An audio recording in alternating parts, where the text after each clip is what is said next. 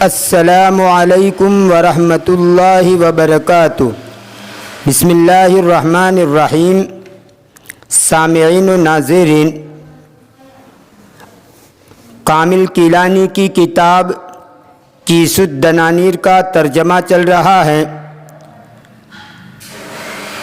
اس کتاب کے ترجمے کا ایک ویڈیو آپ کے سامنے پیش کیا جا چکا ہے۔ آج کا ہمارا یہ ویڈیو اسی کتاب کا مابقی کا ترجمہ ہے اور ویڈیو نمبر 2 ہے۔ تو آئیے بلا کسی تمہیدی باتوں کے ترجمہ شروع کرتے ہیں۔ بسم اللہ الرحمن الرحیم۔ خطۃ باریات، ماہرانہ پلان۔ خطۃ اس کی جمع آتی ہے خطۃ، لائحہ عمل، اسکیم، پلان، منصوبہ، پروگرام، خاکہ، طریقہ کار، نقشہ، یہ خطۃ کا ترجمہ ہے۔ اور باریات اس کا معنی ماہر با کمال۔ یہ برا یبراؤ، بریا یبراؤ اور بروا یبرعو، براعتن و بروعن، فتح، سمیع اور کرم تینوں باب سے آتا ہے۔ صاحب کمال ہونا، ماہر ہونا۔ تو یہ باریعن اس کا معنی ہوتا ہے ماہر با کمال۔ تو خطۃ باریات کا معنی ماہرانہ پلان۔ لم یخفى على جهة الذكي ما يصنعه الجار الغبي،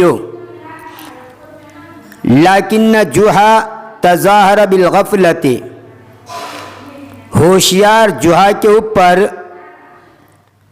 مخفی نہیں تھا وہ چیز جس کو کند ذہن پروسی کرتا ہے، یعنی یہ کند ذہن پروسی جو کچھ کرتا تھا یہ ہوشیار جوہا کے اوپر مخفی نہیں تھا، چھپا ہوا نہیں تھا۔ خفیہ یخفا کا معنی چھپنا، اسی سے یہ لم یخفا مضارع مجزوم کا واحد مذکر غائب کا صیغہ ہے۔ لیکن جوہا تظاہر بالغفلت، لیکن جوہا نے غفلت کا اظہار کیا۔ تظاہر یتظاہر تظاہراً، بالغفلہ یعنی بتکلف، غفلت کو ظاہر کرنا۔ باب تفاعل کا خاصہ ہے کہ اس میں تصنع برتا جاتا ہے، جیسے مریض یمرض کا معنی بیمار ہونا، اور تمارد یتمارد تماردن، حقیقتاً بیمار نہ ہو لیکن ایسے ڈھونگ رچا ہے کہ سامنے والا یوں سمجھے کہ گویا بیمار ہے، یعنی بتکلف بیمار بننا۔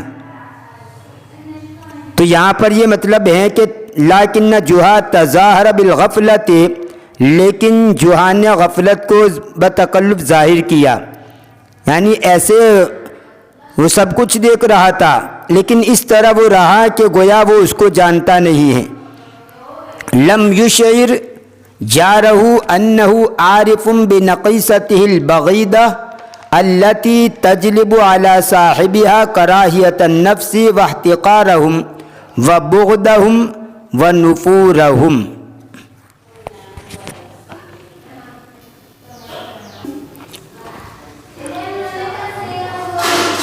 اس نے اس کے پڑوسی کو محسوس کرایا کہ وہ اس کی ناپسندیدہ عیب کو، اس نے اس کے پڑوسی کو محسوس نہیں کرایا کہ وہ جانتا ہے اس کی ناپسندیدہ عیب کو، وہ عیب جو کہ اس عیب والے کے اوپر لوگوں کی حقارت، لوگوں کا نفرت کرنا اور ان کا حقیر سمجھنا اور ان کی نفرت اور ان سے دور رہنا وہ سبب بنتا ہے۔ لم یشعر جارہ، جوہا نے محسوس نہیں کرایا اس کے پڑوسی کو، انہ عارف، کہ وہ جانتا ہے، بنقیصتہ البغیدہ، اس کی ناپسندیدہ، اس کا ناپسندیدہ عیب التی تجلب علی صاحبہا، وہ ناپسندیدہ عیب جو سبب بنتا ہے اس کے کرنے والے پر، کس کا سبب بنتا ہے؟ کراہیت الناس واحتقارہم، لوگوں کا نفرت کرنا اور ان کا حقیر سمجھنا، وبغضہم ونفورہم، اور ان کی دشمنی اور ان کا دور رہنا، نفرت کرنا۔ یعنی جوہا کو سب کچھ معلوم تھا، لیکن وہ اس طرح رہتا تھا کہ گویا وہ غبی یہ سمجھے کہ مجھے کچھ پتہ نہیں ہے، جوہا کو کچھ پتہ نہیں ہے، اس طرح رہتا تھا۔ اتعرفون لماذا تظاہر جوہا بالغفلۃ والغباء، کیا تم جانتے ہو کیوں جوہا نے غفلت اور بے وقوفی کو ظاہر کیا؟ غباء اور غباوتن، کند ذہنی بے وقوفی، اسی سے غبیٌ کا معنی کند ذہن نابلد، یہ اصل میں سمیہ سے بنا ہوا ہے، غبیہ یغبا،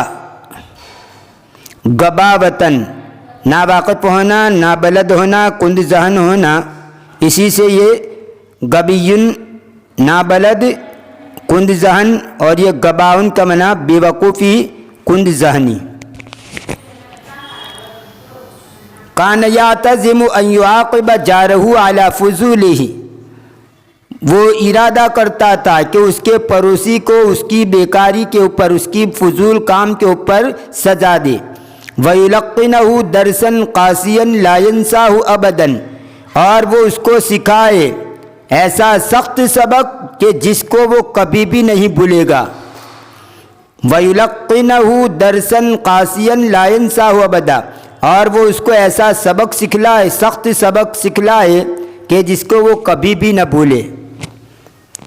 لقن یلقن تلقین کا من یہاں پر سکھا دینا، تلقین کر دینا، درسن قاسین سخت سبق، نسیہ ینسا بھول جانا۔ کان یعد خطۃ باریعۃ لمعاقبتہ، وہ اس کو سزا دینے کے لیے ایک ماہرانہ پلان تیار کرتا تھا۔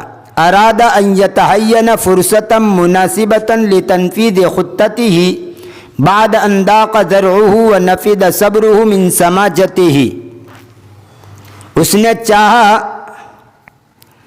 کہ وہ مناسب موقع کی تلاش میں رہے، لتنفیذ خطتہ، اس کے پلان کو عملی جامہ پہنانے کے لیے۔ نفذ ینفذ تنفیذاً کا معنی کسی بھی چیز کو عملی جامہ پہنانا، کوئی بات ہو، کوئی کام ہو، اس کو عملی طور پر کر کے دکھلانا، اس کو کہا جاتا ہے تنفیذ۔ تو اس نے ارادہ کیا کہ یہ موقع کی تلاش میں رہے، اس کے پلان کو عملی طور پر لانے کے لیے۔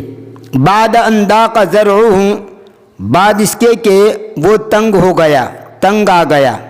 ضاق ذرعہ کا معنی تنگ آ جانا، ضاق یضیق ضیقاً کا معنی تنگ ہونا، چھوٹا ہو جانا، تو ضاق ذرعہ کا معنی پریشان ہو جانا، تنگ آ جانا۔ بعد ان ضاق ذرعہ، اس کے بعد کہ وہ تنگ آ گیا۔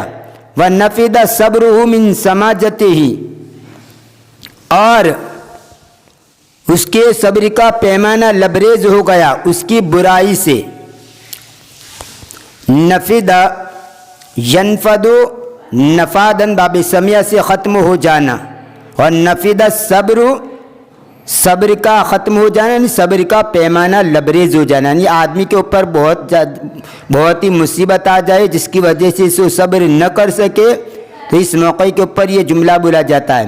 مثال کے طور پر کہنا ہو کہ زید کا یہ صبر کا پیمانہ لبریز ہو گیا، یعنی زید اب برداشت نہیں کر سکا، تو آپ کہیں گے نفد صبر زید، نفد صبر زید، یعنی زید کے صبر کا پیمانہ لبریز ہو گیا۔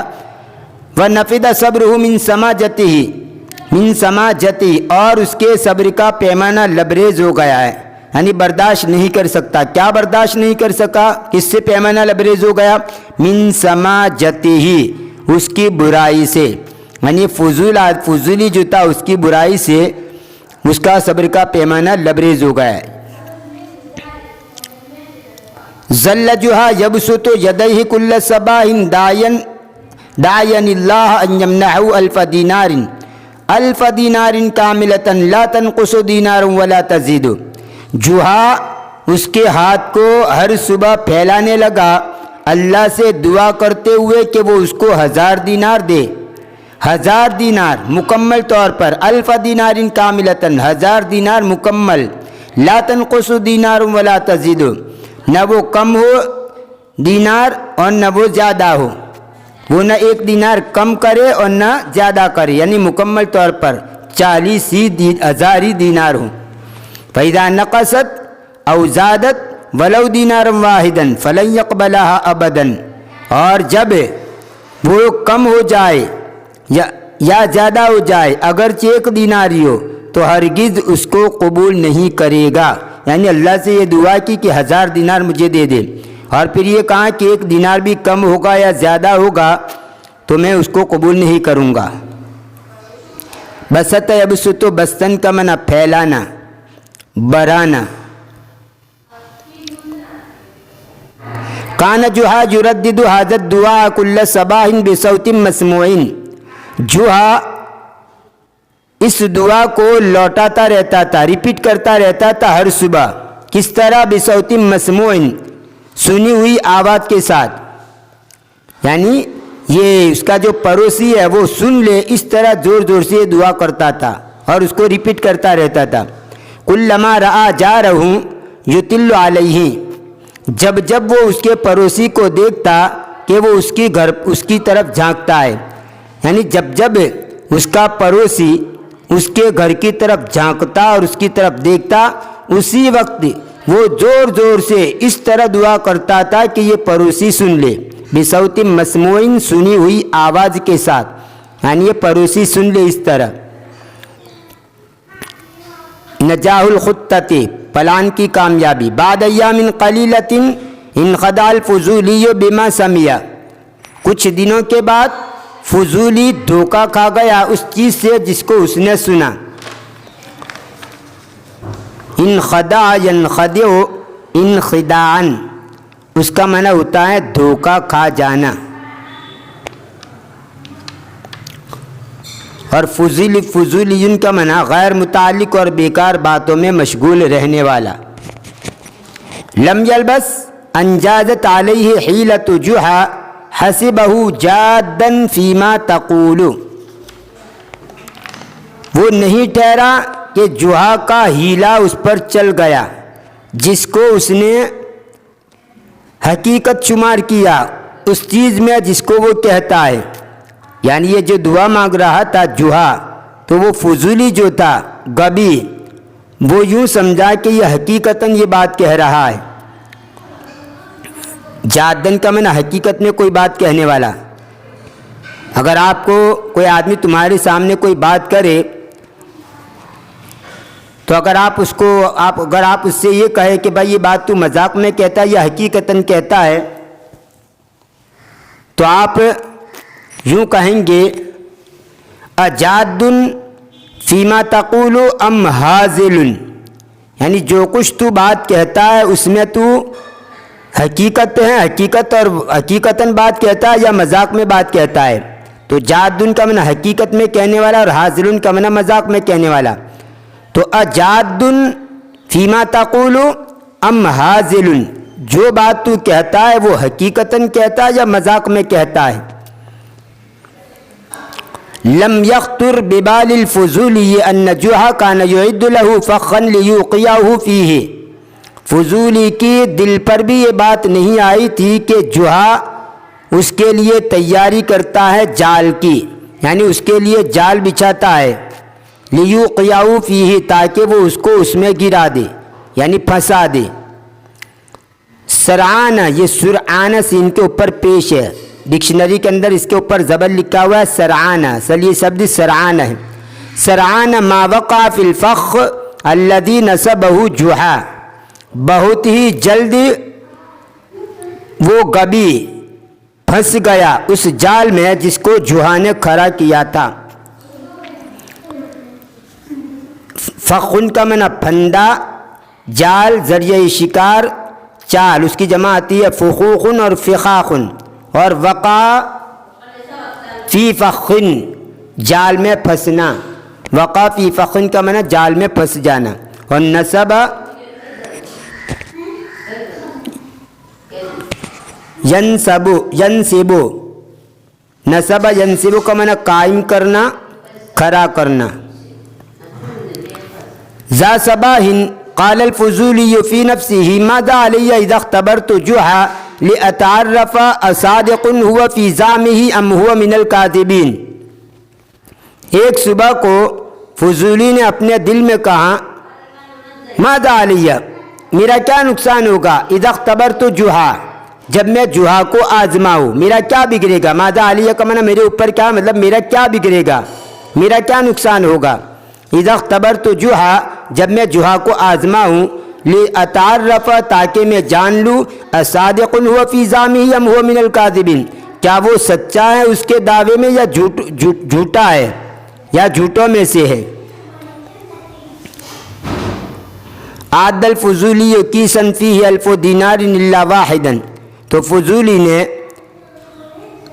ایک تھیلی جس میں 1000 دینار تھے مگر ایک کم، یعنی 1000 میں ایک کم 999 دینار تھے، اس تھیلی کو تیار کیا۔ تحین غفلتا من جارہ ثم القا بالکیس من الفتحۃ التي تطل على حجرتہ، پھر اس نے اس کے پڑوسی کی غفلت کی موقع کی تلاش میں رہا، پھر اس نے تھیلی کو ڈال دیا اس روشندہ سے جو اس کے کمرے کے سامنے تھی۔ ظل الفضولی یترقب ما یصنع جحا بکیس الدنانیر، فضولی طاق میں رہنے لگا، انتظار کرنے لگا اس صورتحال کا جس کو جحا کرے گا دنانیر کی تھیلی کے ساتھ، یعنی تھیلی تو اس نے ڈال دی روشندہ میں سے، پھر وہ انتظار کرنے لگا کہ جحا اس دیناروں کی تھیلی کو لے کر کیا کرتا ہے، اس کے بارے میں انتظار کرنے لگا، دیکھنے لگا۔ ترقب ترقباً کا معنی طاق میں رہنا، گھاٹ میں لگنا، منتظر رہنا۔ یہ تھا کیس الدنانیر نامی کہانی کا پارٹ نمبر 2۔ انشاءاللہ آنے والے ویڈیو میں اس کہانی کا پارٹ نمبر 3 آپ کے سامنے پیش کیا جائے گا۔ تب تک کے لیے انتظار کیجیے، دعاؤں میں یاد رکھیے۔ فی امان اللہ، الی اللقاء۔